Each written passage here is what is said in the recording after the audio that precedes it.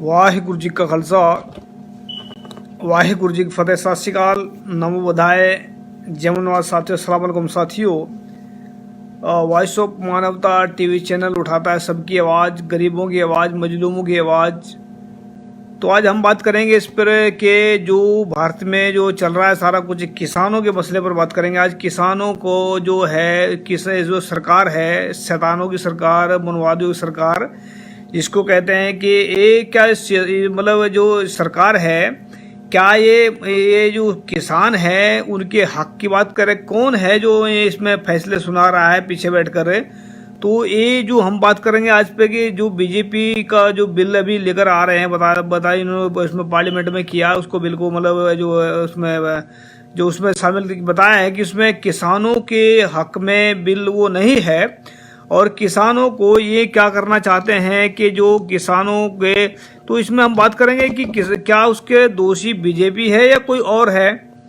तो कौन दोषी है इसमें और कौन इसमें किसानों का नुकसान चाहता है, तो ये आप सभी अपने कमेंट में भी दे सकते हैं। इसमें कमेंट में अगर दे सकते हैं, इसमें कोई भी जुड़ना चाहता है हमारे साथ में तो जुड़े इसमें, ताकि आपसे हम संपर्क करके बात करके जो भी है।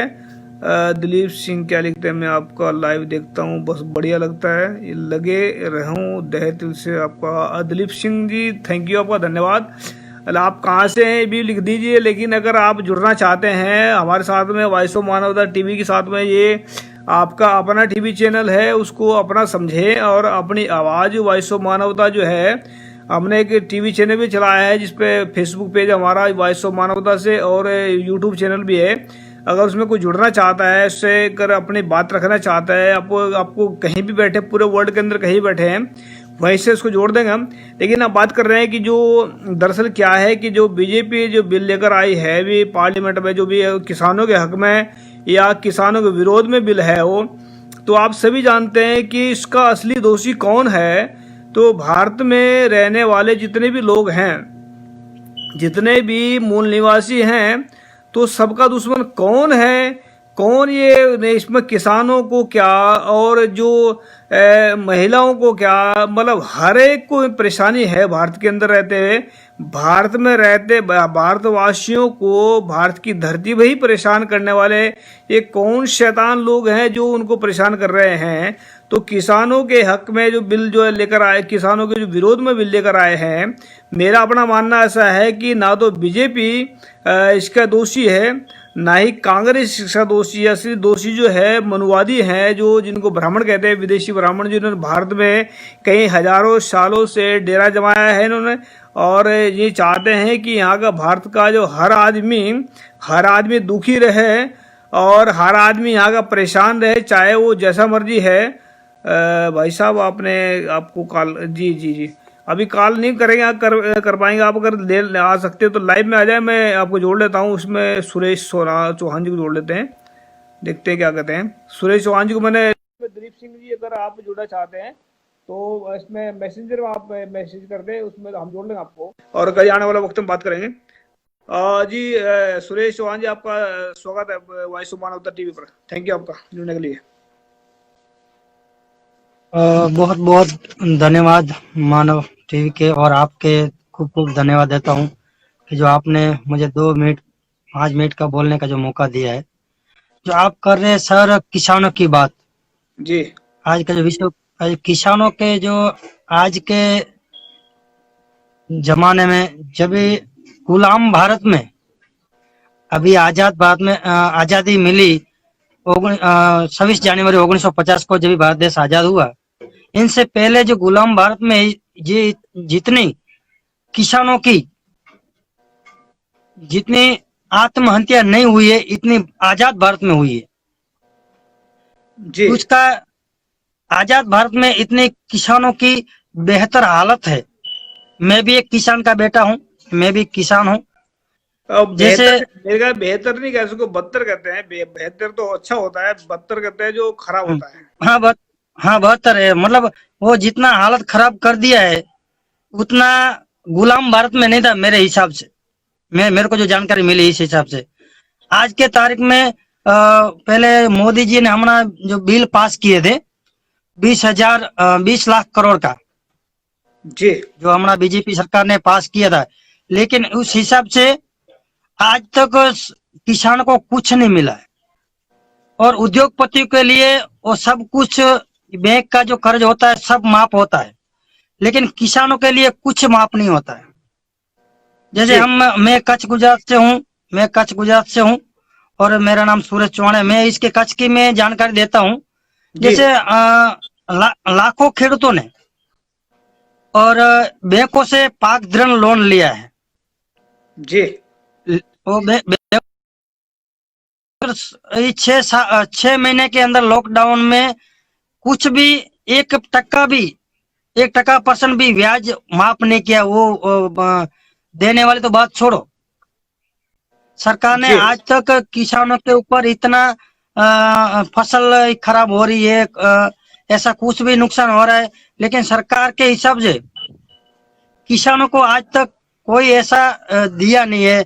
बीच में वो 20,000 करोड़ का जो पैकेज बाहर किया था, लेकिन इस हिसाब से कुछ नहीं है। लेकिन जैसे गुलाम भारत में इतनी किसानों की हालत नहीं खराब थी, इतनी आजाद भारत में है। जी क्योंकि आजाद भारत में उसका मेन षड्यंत्रकारी बीजेपी कांग्रेस दोनों मिलकर कर रही है किसानों के ऊपर। जी बिल्कुल ये बिल्कुल हमारे बिल्कुल। आदिवासी भाइयों की जो जमीन है उसको हड़प करने लगी है सरकार। और बीजेपी कांग्रेस दोनों मिलकर कर रही है सर। और उसका मेन षड्यंत्रकारी 2004 में इंदिरा गांधी ने जो ईवीएम मशीन लाई थी, इस हिसाब से 2004 में इलेक्शन ईवीएम मशीन से किया था, 2009 से ईवीएम मशीन से इलेक्शन किया था। और 2004 में कांग्रेस ने राज किया ईवीएम मशीन से, जी 2009 में राज किया कांग्रेस ने ईवीएम मशीन से। और बाद में ऐसा समझो कि 55 साल कांग्रेस ने राज किया भारत देश के अंदर, लेकिन किसानों का कुछ भला नहीं किया है। ये 15-17 साल से बीजेपी आई है, फुल जोर जोर से चिल्ला रही है किसान के ऐसा देंगे, लेकिन किसानों आज के तारीख में आत्महत्या करने लगे हैं, अरे मैं उसके इसमें खेतों में लगे हैं। जी जी, इसमें दरअसल क्या है, इन्होंने सबको उलझा रखा है। किसानों को अलग उलझा रखा है, सिखों को अलग उलझा रखा है, आदिवासियों को अलग उलझा रखा है, मतलब सबको इन्होंने ऐसे फंसा रखा है जम जम के जाल में। ये यमदूत एक नंबर के जो ब्राह्मण भारत में रहने वाले यमदूत कहते हैं इनको। मेरा अपना मानना ऐसा है कि जो भारत में जो है, इसमें जो कांग्रेस ने जो है ना, इसमें जो मनुवाद को, ब्राह्मणों को इससे लूटने लायक बनाया भारत को। और इसने क्या नाम है, जो बीजेपी ने भारत को इसमें मिलकर लुटवाया ब्राह्मणों के साथ में। और जो क्या नाम है, केजरीवाल है, इसने सिर्फ लोगों को बेवकूफ बनाया। और मैं एक बात और बताना चाहता हूँ कि मनुवाद ने जो आग लगाई है, इसमें खुद के हाथों से खुद का सफाया करेंगे आने वाले वक्त में, ऐसा मुझे लग रहा है। क्योंकि इनको ने जिन्होंने जो नफरत की आग चारों तरफ लगाई है, जो अभी सबके सब परेशान है इनसे। कांग्रेस से मतलब किसान परेशान है, सिख परेशान है, मुसलमान परेशान है, सबको इन्होंने इतना परेशान कर दिया कि ये इतने इतने खुद पे एक खुद मतलब परेशान कौन करता दूसरे को। जो आदमी खुद परेशान होता है, जो खुद तकलीफ में होता है, वो दूसरे को तकलीफ देगा। जब खुद आदमी खुश होगा तो वो उसको किसी को तकलीफ देगा। तो मुद्दे पर बात कर रहे हैं, इसमें किसानों के मुद्दे पर बात कर रहे हैं आज। तो किसान जो आत्महत्या करते हैं, ये बीजेपी और कांग्रेस और ये सभी के सभी, मैं तो इतना मानता हूँ कि जो ब्राह्मण है, पीछे बैठे हुए लोग हैं, ब्राह्मणवाद है, ये सबसे बड़े दोषी हैं इसके। क्योंकि उनका पेट नहीं भरता, इतने भूखे इंसान है दुनिया भर के। तो कुछ कहना चाहते हैं किसानों के हक में? सर, इसमें जो ये संविधान के अंदर किसानों के लिए बहुत बाबा साहब ने लिखा है, जी लेकिन ये सरकार जो, हम तो पहले मैं भी सोचता था कि मोदी इसमें मूल निवासी समाज के लिए और ओबीसी की जाति आधारित गिनती के लिए ये सब रोक रहा है। लेकिन मेरे को अभी मालूम पड़ा, जब भी मेरे पास जानकारी आई तभी मेरे को मालूम पड़ा कि भारत देश के अंदर जो नरेंद्र मोदी है, एक कठपुतली है। जैसे खेती में जो हम चारिया बनाते हैं, हम जैसे को पंछी जो आते हैं उसको रुकने के लिए हमें फटे टूटे कपड़े डालते हैं, ऐसे हिसाब से हम। लेकिन इस हिसाब से आज के भारत देश के अंदर जो मूल निवासी 85 समाज है, इसके अंदर जो ये नरेंद्र मोदी जो बोलते हैं कि ये मैं तो नहीं मानता हूँ कि भारत का बड़ा प्रधान है, मैं बिल्कुल नहीं मानता हूँ। ये ईवीएम के चीटिंग किया हुआ बड़ा प्रधान है, क्योंकि ये नरेंद्र मोदी जो शायद ये गुजरात का है और घाची उसकी घाची जाति है, ओबीसी वर्ग का है, लेकिन ओबीसी की बात नहीं कर रहा है। ओबीसी की बात तो छोड़ो, ओबीसी की जाति आधारित गिनती की बात नहीं कर रहा है, और किसानों की क्या बात करोगे। मैं तो उसको बड़ा प्रधान नहीं मानता हूँ, वो मानता हूँ कि नरेंद्र मोदी मोहन भागवत का एक चमचा है। जैसे जो सब्जी बनाते हैं, ऐसे चमचे नहीं हलवाई होते, ऐसा मैं उसको मानता हूँ। जी शुक्रिया। आज के हाँ जी, किसी और को जोड़ लेते हैं। शुक्रिया बहुत बात करने के लिए, धन्यवाद आपका। और आने वाले वक्त में फिर बात धन्यवाद करेंगे आपसे। शुक्रिया, थैंक यू। तो धन्यवाद सर आपका ही। जी जी। तो साथियों, हम बात कर रहे हैं कि आज किसानों की हालात ऐसे क्यों खराब हुए हैं। तो अगर कोई और जुड़ना चाहता हमारा साथी, इसमें जोड़ लेते हैं हम सभी को।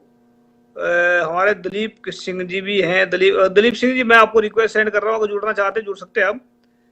दलीप सिंह को मैं रिक्वेस्ट सेंड की है। इसमें क्या लिखा है, इसमें सबको जिमी निबोरो लिखते हैं, सबको परेशान कर रहे हैं मोदी। जी दिलीप जी, हमने आपको जोड़ लिया है। तो आप कुछ कहना चाहते हैं इसमें, जो हम बात कर रहे हैं, जो किसानों के ऊपर बात कर रहे हैं भाई साहब, तो क्या कहना चाहते हैं आप इसमें? ये प्रोग्राम लाइव जा रहा है भाई साहब। शायद ये बात नहीं करना चाहते हैं। चलो हम दोस्तों को जोड़ देते हैं। थैंक यू जुड़ने के लिए, आप शुक्रिया आपका। इसमें हम बात करेंगे महेश बोध जी हैं, ये इनको जोड़ रहे हैं। महेश बोध जी, मैंने आपको रिक्वेस्ट सेंड की, अगर इसको आप जुड़ना चाहते हैं तो जुड़िए, तो ताकि हम किसानों के मसले पर बात कर सकेंगे। क्योंकि किसानों का मसला इतना तगड़ा है कि अगर रोजी रोटी अगर उनके नहीं कमाएंगे, कई बार नहीं बोएंगे। जी भाई साहब, सत श्री अकाल, स्वागत है आपका। हेलो जी, आप लाइव जा रहे हैं यहाँ जी, स्वागत है आपका। हेलो जी, हम बात कर रहे हैं किसानों के ऊपर। किसानों के ऊपर क्या कहना चाहते हैं, किसानों के जो हालात हुए हैं भारत के अंदर, उसके बारे में क्या कहना चाहते हैं आप? हेलो जी, लाइव जा रहे हैं आप? हाँ, लाइव जो आवाज नहीं आ रही है आपकी। मैं पूछ रहा हूँ आपसे कि इसमें जो है कि मतलब जो किसानों की बात कर रहे हैं, किसानों के हक में मतलब जो बीजेपी जो है इसमें फैसले सुना रही है किसानों के, उसमें छीनने के हक में, तो उसमें क्या कहना चाहते हैं इसके बारे में आप? मैं ये कहना चाहता हूँ, जी बीजेपी जो आरएसएस और ब्राह्मणों की पार्टी है, जी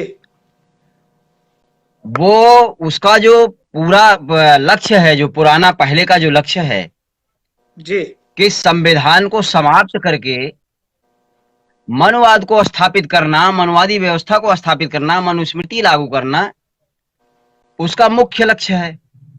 जी और भारत में जो किसान है, किसान पूरे देश को अन्न उपजा के खिलाने का काम करता है। जी अगर उस किसान की कमर तोड़ दी गई तो फिर न खुद पल सकता है, ना और कोई काम कर सकता है। बीजेपी की जो नीति है, वो किसानों को समाप्त करके उसके जो उद्योगपति हैं उनको सब कुछ देना चाहती है। वैसे ही उसका तो उद्योगपतियों की पार्टी है, मनवादी व्यवस्था के लोगों की पार्टी है। जी जितने भी फैसले किसान विरोधियों कर रही है, उसके पीछे मनवादी व्यवस्था का पूरा पूरा सोच है। जी बिल्कुल बिल्कुल। अभी हमने ये अंदाजा लगा था इसके पीछे ब्राह्मणों का ये हाथ है, मनवादी व्यवस्था ब्राह्मण ही चला रहे हैं फिलहाल। तो मैं सीधे टारगेट करते ब्राह्मण को, क्योंकि मनवादी जो है नाम ब्राह्मणवाद मनवाद एक ही है। इनमें चार, ये तो लोगों को लूटने का काम कर रहे हैं। मंदिर में बैठ के लूट रहे हैं, या बाहर बैठ के लूट रहे हैं, पार्लियामेंट में बैठ के लूट रहे हैं। तो किसानों के हक में मतलब जी, कि आने वाले वक्त में किसानों के हालात कैसे हो सकते हैं भाई साहब? आने वाले समय में किसानों के हालात बहुत ही बदतर होने वाले हैं। जी और किसानों की जो भी उनके संसाधन है, उनको समाप्त करके उनको रोड पर लाने का पूरा प्लान है। आरएसएस चाहती है, भाजपा चाहती है।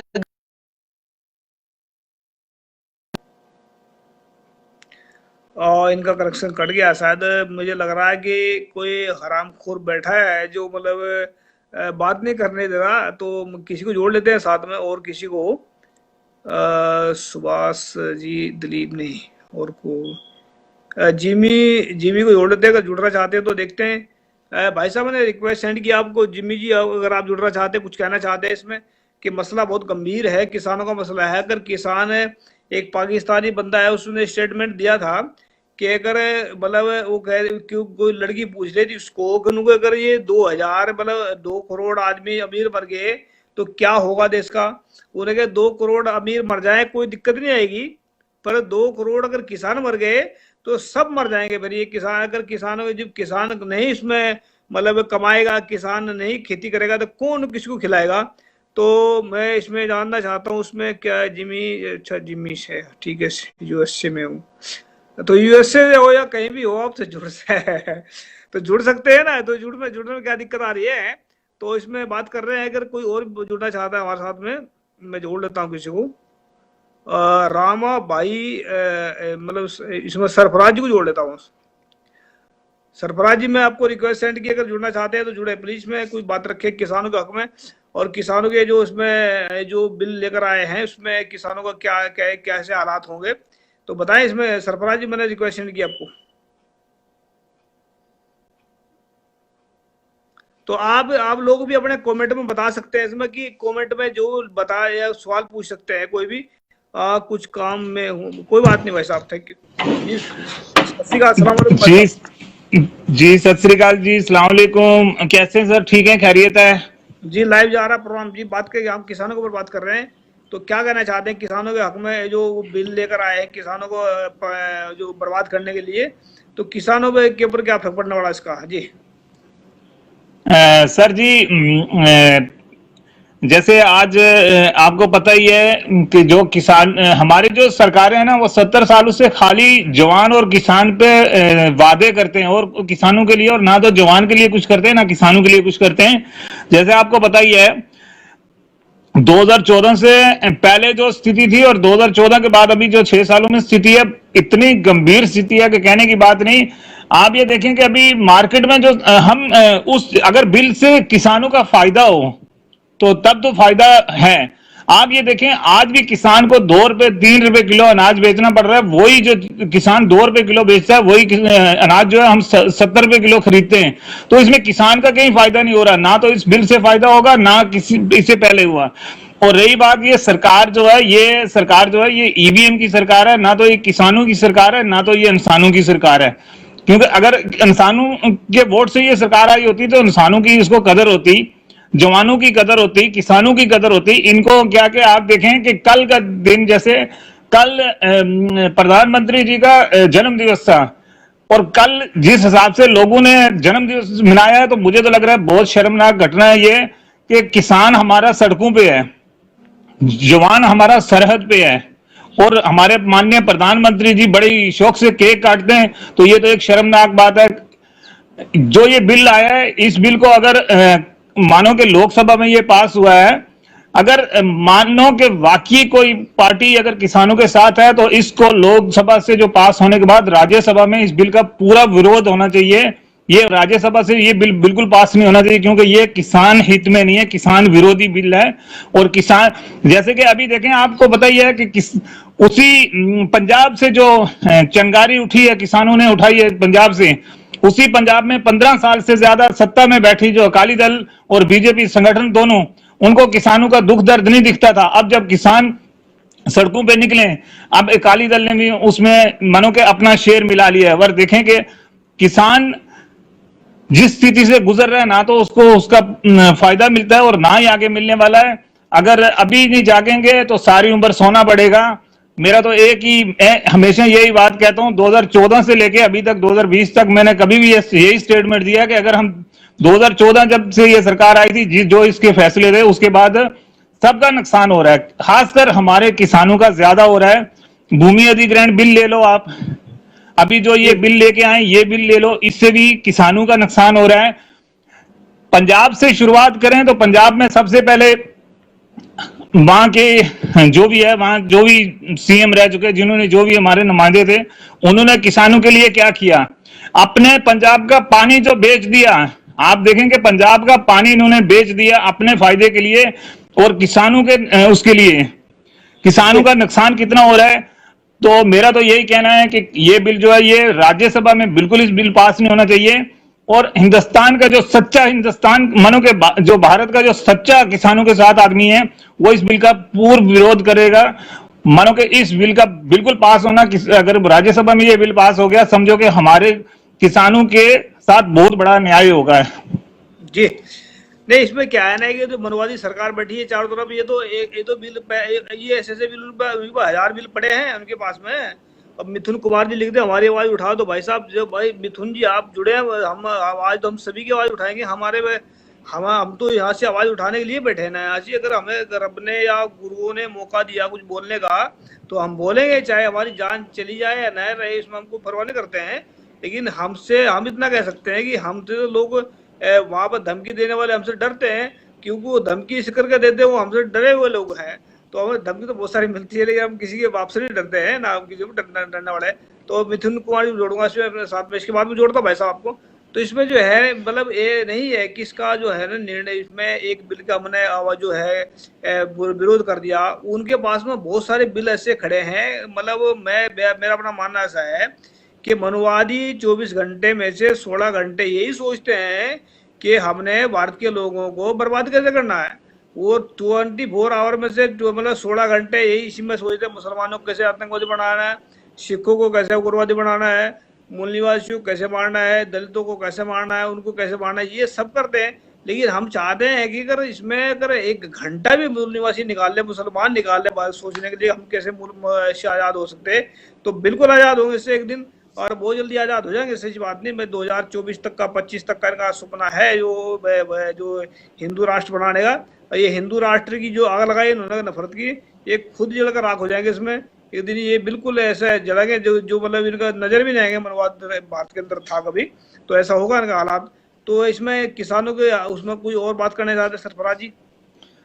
सर मैं लास्ट में जाते जाते यही बात करके जाऊंगा।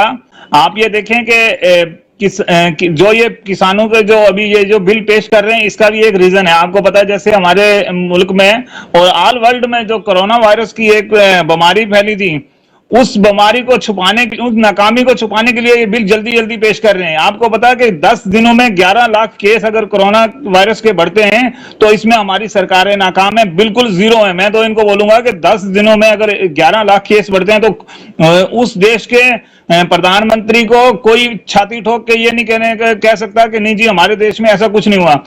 आप देखें आए दिन किसानों के साथ ही क्यों जुल्म होता है। आप देखें कि कल की एक घटना है, कल एक बहन को हमारी क्या इतनी शर्म गिर गई है बिल्कुल, कि एक बहन को पुलिस वाले घसीट के लेके जा रहे हैं।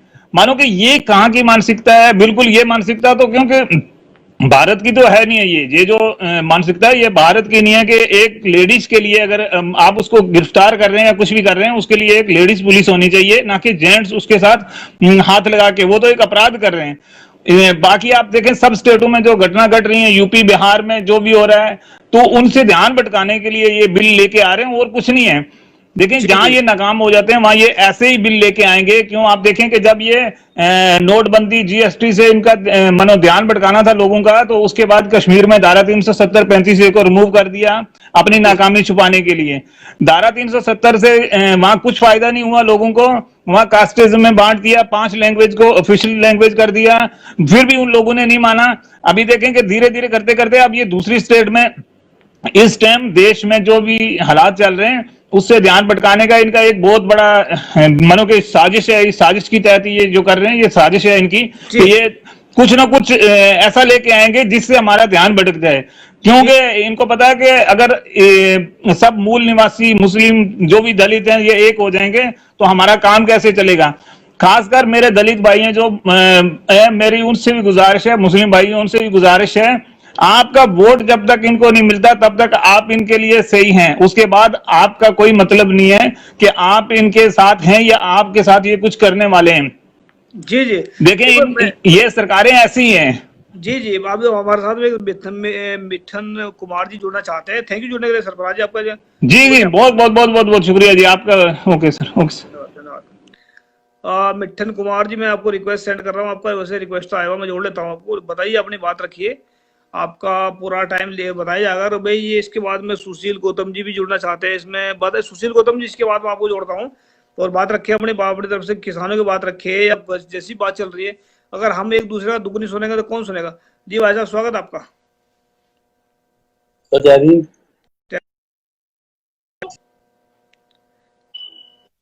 जी, रखिए बात का, मतलब हम किसानों के बारे में बात कर रहे हैं वैसे तो, लेकिन आप अपनी बात रख सकते हैं। क्या मतलब क्या तकलीफ है, क्यों मतलब इतने आप मेरे कमेंट से लगा भाई आप ज्यादा प्रॉब्लम में है, कोई भाई आपके बता रहे हैं कि तीनों भाइयों को मार दिया, क्या कहना चाह रहे थे।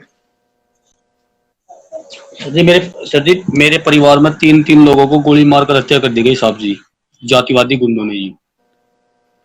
तो आप कहाँ से मैं हो। मितन कुमार जाटा हूँ, जिला मेरठ, गांव हसनपुर रजापुर में पड़ता है जी, जी जी यूपी में।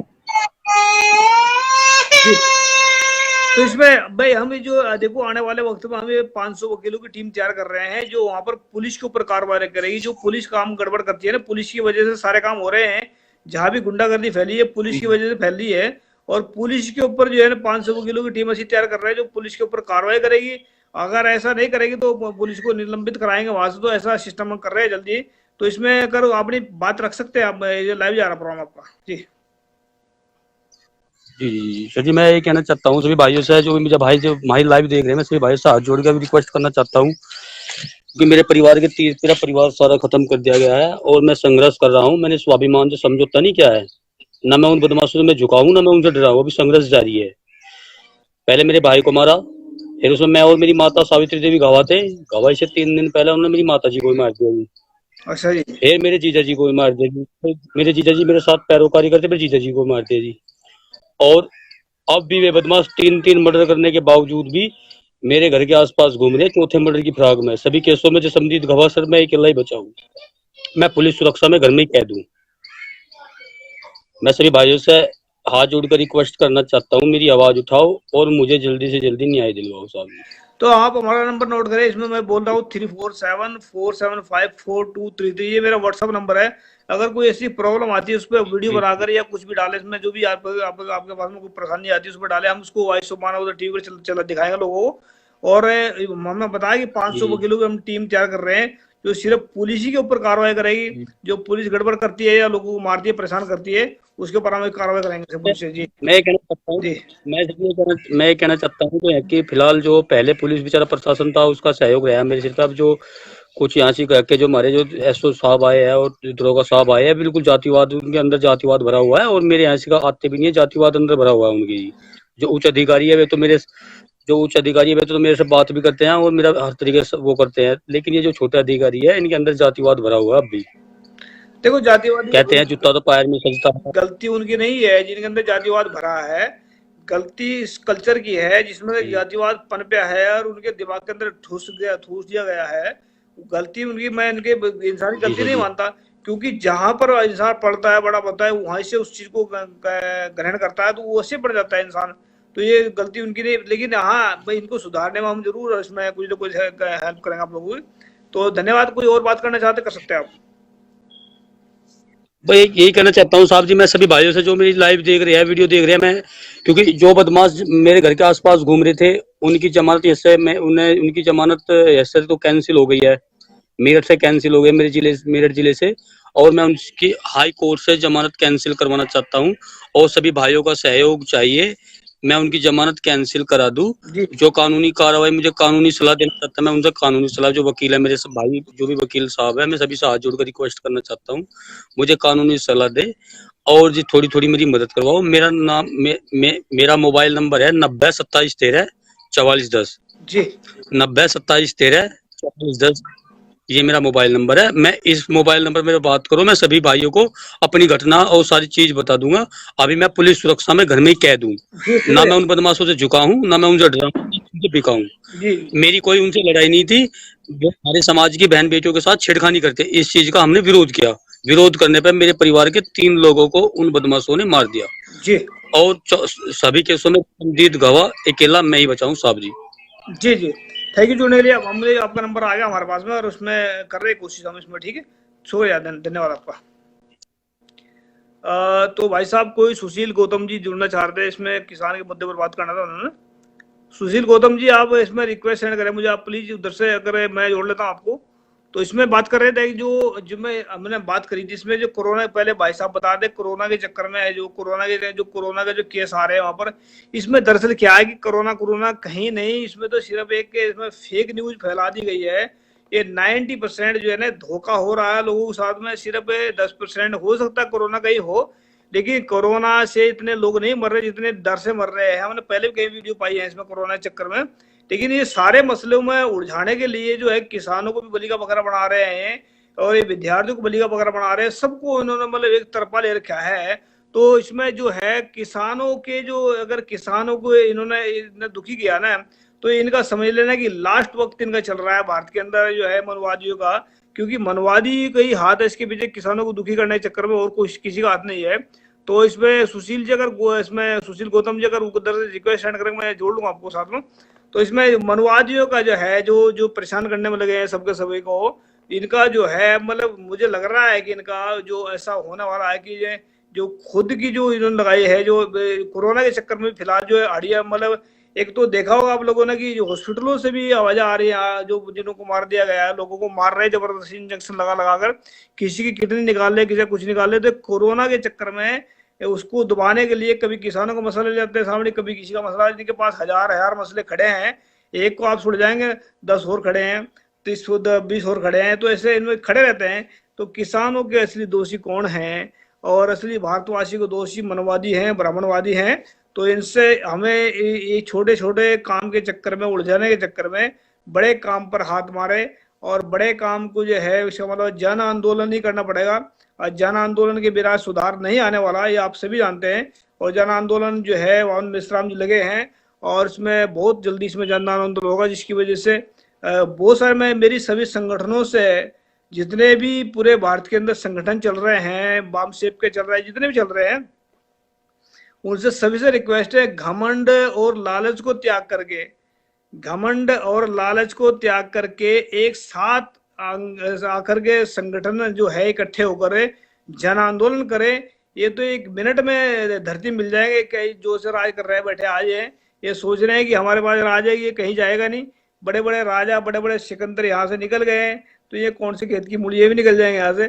तो जब यहाँ तो सिर्फ इंसानों का राज चलता है और उसमें चलेगा, तो ये जो शैतान लोग बैठे हैं, जो शैतान उनको बोलते हैं, हम जो दूसरों का हक मार के खाते हैं, दूसरों को परेशान करते हैं, उनको शैतान बोलते हैं। तो इसमें एक किसी पर्टिकुलर का नाम शैतान नहीं है, शैतान उनको कहते हैं जो दूसरों का हक मारकर खाते हैं, दूसरों को परेशान करते हैं। तो किसानों को असली दोषी, भारत वालों को असली दोषी जो है वो ब्राह्मणवाद, मनवाद है, और कोई नहीं है। इनकी जो अगर सीधी लड़ाई करनी है तो इनसे करनी पड़ेगी, अगर बचाव करना चाहते हो। तो जिन्होंने कमेंट किए सभी का धन्यवाद, और जिन्होंने जो है लाइक किया, शेयर किया, सबका तहे दिल से धन्यवाद। उम्मीद करते हैं आप सभी के सभी जन आंदोलन की तैयारी करेंगे। और मैं फिर खास करके मेरी लीडरों से जितने भी लीडर हैं, वो घमंड को त्याग करके और लालच को त्याग करके एक साथ आ जाएं। बहुत सारे लीडर बैठे हैं, ऐसे मानते हैं हमारे पास में जानकारी बहुत सारी है, हम ही हैं जो है जानते हैं, ऐसा बहुत सारे, ऐसा कुछ भी नहीं होता। जानकारी बहुत लोगों के पास में है, कोई नहीं बताना चाहता। लेकिन मैं उम्मीद करता हूँ कि आप सभी के सभी इकट्ठे होकर जन आंदोलन करेंगे, और भारतवासियों को इससे जो मनवाद का जो दाना घूम रहा है इससे बचाएंगे। थैंक यू सबका, सत श्री अकाल, वाहिगुरु जी का खालसा, वाहिगुरु, सलाम अलैकुम, जय जोहर।